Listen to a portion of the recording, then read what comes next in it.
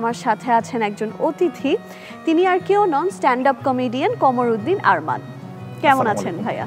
আলহামদুলিল্লাহ ভালো আছি, আপনি কেমন আছেন? আমিও বেশ ভালো আছি। কেমন কেটেছে রমজান, এন্ড সামনে তো ঈদের প্রিপারেশন কেমন?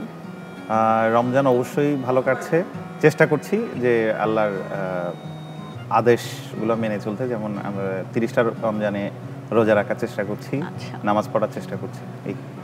ঈদের প্রিপারেশন কেমন ভাইয়া? ঈদের প্রিপারেশন বলতে বেশ কয়েক ধরনের প্রিপারেশন হয়। যেমন ঈদে ফ্যামিলিকে জামা কাপড় কিনে দিতে হয়, এটা এক ধরনের প্রিপারেশন। ছোটবেলায় নিজের জন্য কিনতাম, এখন কিনে দিতে হয়। এটা হচ্ছে আগের সাথে এখন একটা পার্থক্য। এখন দায়িত্বশীল বলা যায়। তো হচ্ছে মোটামুটি শেষ পর্যায়ে।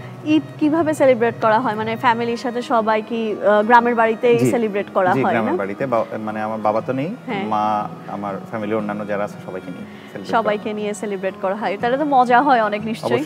আর এখন তো ছোটবেলায় কি হতো, আমরা তো সালামির জন্য অনেক এক্সাইটেড থাকতাম, যে যেই আসতো সালাম করে শুধু সালামিটা নিতাম। এখন তো দিতে হয়, আতঙ্কে থাকি। ঈদের দিন আতঙ্কে থাকি রীতিমতো, মানে গ্রুপ করে করে আসে আর খালি সালামি নেয়। দিতে ভালো লাগে? হ্যাঁ, দিতে খারাপ লাগে না, ভালোই লাগে।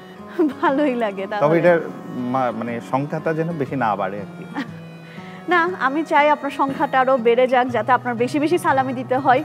কারণ ছোটবেলায় কিন্তু আমরাও চাইতাম যে আমাদেরকে যাতে বেশি বেশি সালামি দেওয়া হোক, কিন্তু ওই দাদুরা থাকে না, সব সময় 100 টাকার একটা নোটই ধরাই দেয়। ওই ট্রেডিশনটা যতই বছর যাক সেমই থাকে। এবং ভয়ঙ্কর বিষয় হচ্ছে 20 টাকার নোটের নতুন নোট খুঁজে, ওই যে বাংলাদেশ ব্যাংকের সামনে গিয়ে নতুন নোট নেই, 20 টাকা করে দিত আমাদেরকে, 20 টাকা। হ্যাঁ, আসলে ঈদ মানে কিন্তু নতুন নোট লাগবে, মানে মনে হয় সবকিছু নতুন নোটের সাথেই জড়িত। যতই টাকা দেন এটা ম্যাটার করে না, বাট নতুন নোট হতে হবে ফর শিওর। যেটা বলছিলাম, ঈদ সামনে, কিন্তু রমজানও চলছে, ইফতারের অনেক নিশ্চয়ই অভিজ্ঞতা আছে, অনেক মেমোরিজ আছে। আপনি ছোটবেলায় মানে কিভাবে কাটিয়েছেন এই রমজানের সময়টা? ছোটবেলায় আসলে আমাদের সারা দিনটা কিভাবে চলে যেত আমরা বুঝতে পারতাম না। যে খেলাধুলার মধ্যে থাকতাম, যতই খিদা থাকুক পেটে, আমরা ওই খেলার মধ্যেই থাকতাম, খেলাধুলা করতাম, আর হচ্ছে মাগরিবের আগে করে বাসায় ঢুকতাম। আর তখন আমরা বেশিরভাগ সময় আমাদেরকে শেখানো হতো যে খেজুর দিয়ে ইফতার করলে এটা সওয়াব হয়। আমরা খেজুর দিয়ে ইফতার করতাম। তো আগের দিনের যে খেজুর দিয়ে ইফতার করা, সেটার সাথে এখনকার একটা বড় পার্থক্য হয়ে গেছে। এখন আপনি দেখবেন, আগে যারা খেজুর দিয়ে ইফতার করতো, ওরা এখন ওই যে গ্যাস্ট্রিকের ওষুধ দিয়ে ইফতার করে। হ্যাঁ, রাইট। আসলে সবার এখন মানে হেলথের অবস্থা এত খারাপ, হ্যাঁ খুবই বাজে। আসলে শুরু করতে হয়, কিন্তু আসলে একটা হেলদি ডায়েট যদি মেনটেন করে, আমরা যদি একটু খাওয়া দাওয়াটা মেনটেন করি, তাহলে কিন্তু এটা কমানো যায়। আর যেহেতু ঈদের প্রসঙ্গে আসছিলাম, ঈদে আপনার সব থেকে পছন্দের রেসিপি কোনটি, মানে যেটা আপনার লাগবেই? হালিম। ইফতারে না, ঈদের দিনও হালিম লাগবে? বাবা, মানে পুরো মাস হালিম খাওয়া? হালিম এবং হচ্ছে আমার আম্মার হাতের একটা বিরিয়ানি আছে, খুব মজা।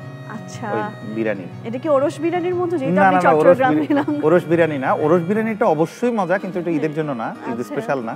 আচ্ছা, ওরস বিরিয়ানি তো অস্থির একটা খাবার, এটা চট্টগ্রামের মানুষ মানেই বুঝে। ওরসের বিরিয়ানি, মোটা মোটা চালের ভাত, অসাধারণ। এবং ওরসের কথা বলাতে আমার একটা মনে পড়ছে, যে যেখানে মূলত ওরসটাকে বেশি সেলিব্রেট করে চট্টগ্রামের এই যে মাজারে, তো ওই মাজারে মাইজভান্ডারে আর কি, মাইজভান্ডারে ওই ওরসের বিরিয়ানি করার সময় যে মূলা দেওয়া হয়, এক একটা মূলার সাইজ হচ্ছে আপনার 15 কেজি, 10 কেজি এত বড় মূলা। এগুলো শুধুমাত্র ওরস স্পেশাল।